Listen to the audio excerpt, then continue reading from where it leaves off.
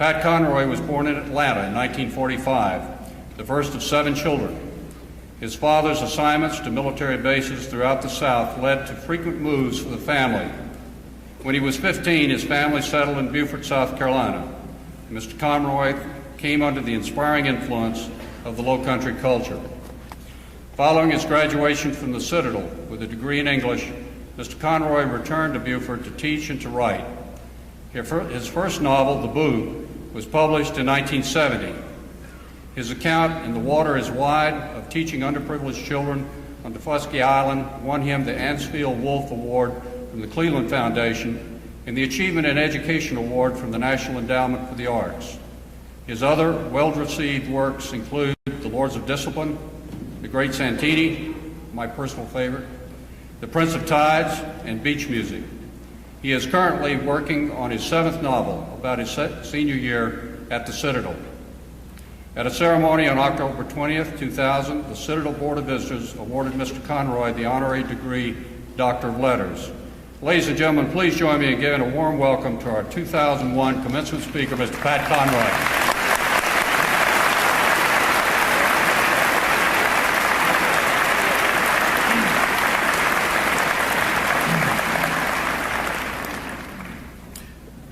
General Reynolds, the Board of Visitors, Lieutenant Colonel Thomas Nugent Kavorsik, The Boo, in my first book, Greg and Mary Wilson Smith, the Citadel family who did more than anyone else to bring me back to my Citadel family, Skip Wharton, Rogers Harold, member of the class of '01 who lost his father last year, and his father will not be able to hand him his diploma, but members of the class of '71 have rallied here because of the love of that father.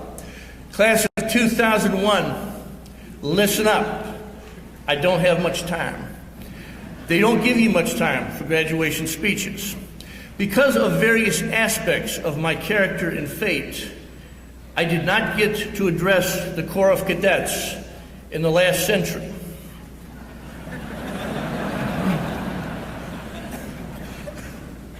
There were many years when I thought that Saddam Hussein or Jane Fonda had a better chance of addressing this class than I did.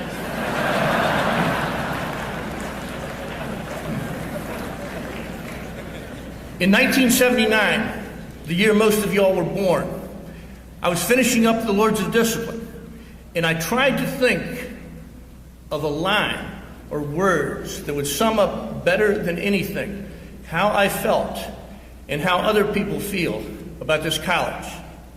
I wanted to be something ringing and affirmative, something true, something that would be true for every person who's ever gone through the long gray line. I came up with this line: I wear the ring. I think it is the best line I have ever written and the best English sentence I am capable of writing. I love that phrase. I love that sentence. 34 years ago, I sat in this field house.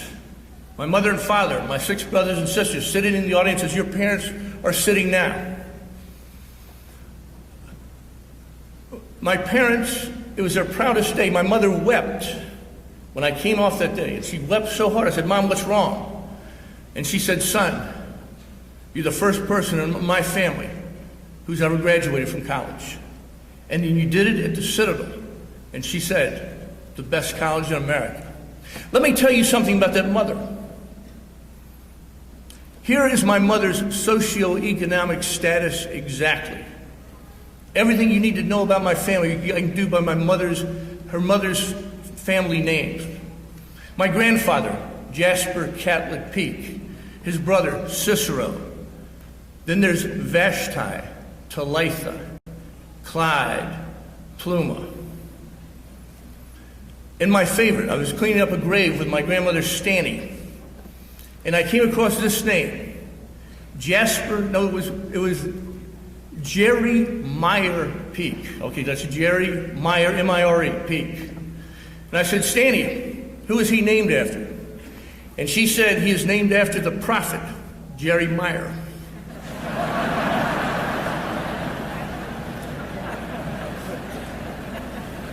My father was a different case. My father, 6'3", 230-pound Marine Corps fighter pilot, knuckles dragging along the ground when he walked. And my father, when he was dying, I interviewed Dad. And I said, Dad, tell me about what it was like in the war. And he told me about coming off the aircraft carrier Sicily in Korea. His was the first squadron that got there. And they said, keep the North Koreans north of the Naktong River. So he dove down, the first planes the North Koreans had seen, he dove down toward the enemy. And he said, I said, how'd you do, Dad? He said, I did pretty good, son. He said, I had a good sign. They were running. It's good when you see the enemy running. There was another good sign, son. What's that, Dad? They were on fire. That is the man who dandled me on his knee when I was a young boy. The great Santini. There was no one. I once introduced the great Santini to a talk like this. And I said, my father decided to go in the Marine Corps when he found out that his IQ was the temperature of this room. My father got up right behind me. He stared out at the audience and he said, my God, it's hot in here. It must be at least 165 degrees. These were the people who raised me, the people who inspired me. They sent me to this college. They did not ask me where I wanted to go. Both of them wanted to go here. My father applied to this college. I did not. I never saw an application, never signed an application, but ended up here in 1963 for Hell Week. I remember Hell Week. I don't know how you did it, kids, but they did it good back then. I wanted to tell you. And after Hell Night, I remember going there, and it was a vivid experience. And I remember an upperclassman came and said, Mr. Conroy, you look tired, exhausted. Why don't you come to my room? With my roommates and just hang out for a while. The next thing I knew is I was hanging from the pipes in his room next door. And I realized that I had come to a place that has etched itself on me, etched itself on my character more than any other place. I have written more about my college than any writer in American history. My third book will be coming out next year. That will be the third book I have written about this college. And I write about it because I cannot keep away from it. I cannot keep the experience. It is so fresh and fiery on my imagination. And in this, because it's a graduation speech, I wanted to tell you something seriously too. I wanted to tell my Citadel family how I got involved in the great war of bringing women to this college. After I wrote The Lords of Discipline in 1980 and the reaction to school, kids, Conroy ain't stupid. This is a tough place. And I said, okay, I have gotten through that, and I was retiring from the field for the rest of my life. I was speaking in colleges in the Northeast. I spoke at Harvard, the Rhode Island School of Design. And then I was looking down at the next college I was supposed to speak at, and to my amazement, there was the Coast Guard Academy. Ladies and gentlemen of the class of 2001, you probably think I speak at military colleges a lot, but after the Lords of Discipline, I got one invitation from VMI. The man who invited me was fired the next day. So I called my wife and I said, there's the Coast Guard Academy. I can't possibly be speaking here. So yeah, they paid you money, they did everything. So I went to the Coast Guard Academy, was met by the guy who invited me, and he said, Mr. Conroy, I had no idea inviting you would be such a stir. He said, the commandant told me if you said anything that irritated him, that he would fire me even though I had tenure. So I said, what do you think I'm going to do? Call for the dissolution of the American Armed Forces? I said, this will be great. The commandant flew up from Washington. He sat there stern-faced. I like the way generals can be stern. I always like. So he was sitting there stern-faced, and I talked to this group. But first of all, I'd gone to talk to the freshmen. I talked to these freshmen, and I looked out there, and 25% of them were women. I said, what are you girls doing here? Are you crazy? You nuts? And one of them, there was a woman who was leading me around, and she said, sir, they let women in the academies in 1974. And I said to these freshman girls, I said, isn't it horrible for you all, as it was for me? When I was a freshman, what? A couple of them, you can't say anything naturally, but a couple of these young women went. I talked to the Coast Guard Academy that night. I had a ball. I want to tell you all something. I can talk to a Corps of Cadets. I talked about what happened to me at the Citadel. We roared with laughter. Military colleges, we have common experiences. We shared common things. When they took me to the plane the next day, 4 women, I asked them, I said, what are you going to do when you get out of here? One of the women said, fly an attack helicopter, sir. No kidding. What are you going to do? Drive a ship, sir. So they let me off there, these 4 accursed Coast Guard Academy women. And right before I got on the plane, I said, sir, how'd you like the Coast Guard Academy? I said, I loved it. Then one of them said, how'd you like us, sir? How'd you like the women of the Coast Guard Academy? I said, I loved y'all. What's not to like? You're sharp cadets, funny, smart. One of them then said, the trap being set, Mr. Conroy, when a woman applies to the Citadel, will you help her out? Will you support her? She's not going to have much. I said, listen, gals, you don't know the Citadel. That is never going to happen in my lifetime. It's not even a chance, and you just don't know the Citadel. And one of the women said, Mr. Conroy, you don't know women.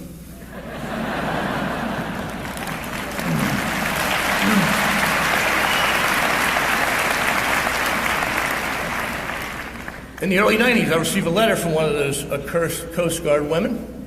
Mr. Conroy, the first woman, has applied to the Citadel. We remember your talk. Your talk is famous at the Coast Guard Academy. We especially remember your talking about your time on the honor court, how much that meant to you, how much that changed you, how much that set your character. And we know, because you promised to support the first woman, that we can count on you.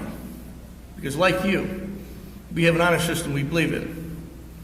Her name is Shannon Faulkner, and we know you will do your duty. I tore that letter up. I said there's women who are going to get me killed, but I am a Citadel man. And they mentioned the honor code. And there's a lot wrong with me, class of 2001, except this. I know what the meaning of is.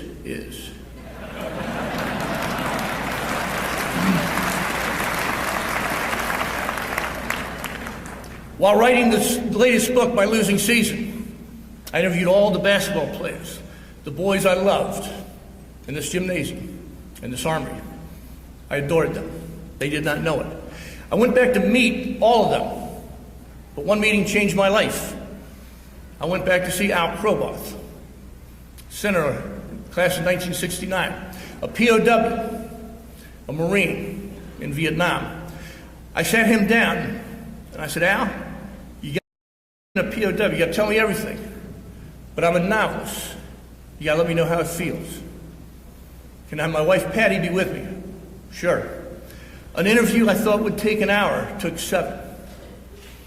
And I said, Al, history is going to come between us, and history is going to come all over this class, 2001. And I said, Al, I was a draft dodger. I was a Vietnam protester during the war. While you were in your POW camp, you need to know this before we talk. He said, Conroy, you did what you did. I did what I did. I'm fine.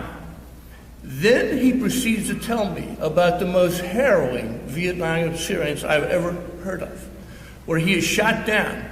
He wakes up with an AK-47 pointed in his face. He has a broken back, a shattered scapula. They tell him to get up, and Al Kroboth, who is in South Vietnam in the jungle, walks barefooted at night for 3 months through the Vietnam jungle in the most horrible, tortured thing I have ever heard about in my life, that he is alive. I said, Al, how'd you make it? How'd you do? The pain, the leeches, the boils, the bites, everything. I said, how'd you make it? Al Kroboth looks at me and says, the plebe system. I made it because of the plebe system. I made it because I'm a Citadel man. He gets on, he's in terrible, terrible confinement in North Vietnam. Then I said, tell me when you got out, Al. Tell me how it felt. He talked about the plane landing. Al's a Marine, like the general. And Al's standing there. I didn't feel anything, Conroy. And then the plane, I saw it go down the end of the field, and I saw it turn. And I saw the American flag. And as Al Kroboth said he saw the American flag, he wept. His wife wept. Then I wept. He said, then the plane takes off, and all the POWs are in this plane. And he says he's not feeling anything. And then the pilot comes on and says, feet wet, feet wet. We have left North Vietnamese territory. And Al Kroboth weeps again. And his wife weeps. He landed. Now, the North Vietnamese told them that America hated the war. They were hated. That they were considered war criminals. So when Al landed, and all the other POWs landed in the Philippines, and got a hero's welcome from 10,000 people, he said it never moved him so much, but he was in a state of shock. He walked through that crowd, through a red carpet, and a little girl sitting on her father's shoulders handed him a piece of paper. He didn't look at it until he got on the bus. And in this childish scrawl, this girl had written, "Greater love than this, no man hath." And Al Kroboth broke again. His wife broke. I broke. Then Al, on the 10th floor, being debriefed, he gets a call that there's a Citadel man waiting for him down in the lobby. So he takes an officer down there, and he goes down to the lobby, and Johnny Vaughn had been a cheerleader for my basketball team. Johnny used to jump up and down for me and Al. Johnny Vaughn is waiting for Al Kroboth. And he gets down there, they embrace, and then Johnny says, "Al, I heard you lost your Citadel ring." And Al said, the Viet Cong stole it. And what to me is one of the great moments in Citadel history. Johnny Vaughn took off his Citadel ring and said, "I'm not letting you go back to America without wearing a Citadel ring." He said, "No, John, I can't do it. I've lost too much weight, I'll lose it." He said, No, listen to me. I'm not letting you go back to America without wearing a Citadel ring." And he took Al's hand and he put his ring on Al Kroboth's hand. Class of 2001, I've brought an audio-visual aid for you today. I wanted to bring the type of alumni you are capable of turning yourselves into. I would like Al Kroboth and Johnny Vaughn to stand up and meet the class of 2001. Where are you guys?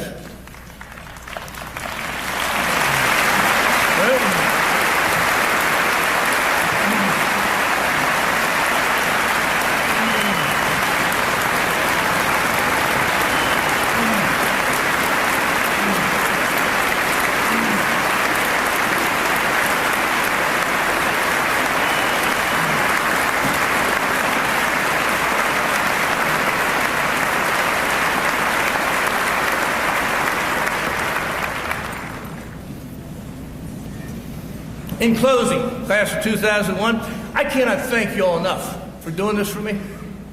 I did not exactly pencil this speech into my schedule of coming attractions, and you do me the highest honor by bringing me back fully into my Citadel family. And I was trying to think of something I could do, because a graduation speaker needs to speak of time passing. Usually I tell graduation classes I want them to think of me on their 40th birthday. But I got something else I want to do for y'all, because I'm so moved at what you've done for me. I would like to invite each one of you in the class of 2001 to my funeral. And I mean that. I will not be having a good day that day, and I will not be... But I have told my wife and my heirs that I want the class of 2001 to have an honored place whenever my funeral takes place. And I hope as many of you will come as you possibly can. because I want you to know how swift time is. And there is nothing as swift, nothing. And you know this, from the day you walked into Lassane Gate until this day, a heartbeat, an eye blink. This is the way life is. It is the only great surprise in life. So I'm going to tell you how to get in my funeral. You walk up toward him. You find the usher waiting outside. And here's your ticket to the home. You put up your Citadel ring. Let them check for the 2001. And each one of you, I want you to say this before you enter the church in which I'm going to be buried. You tell them, I wear the ring. Thank you so much.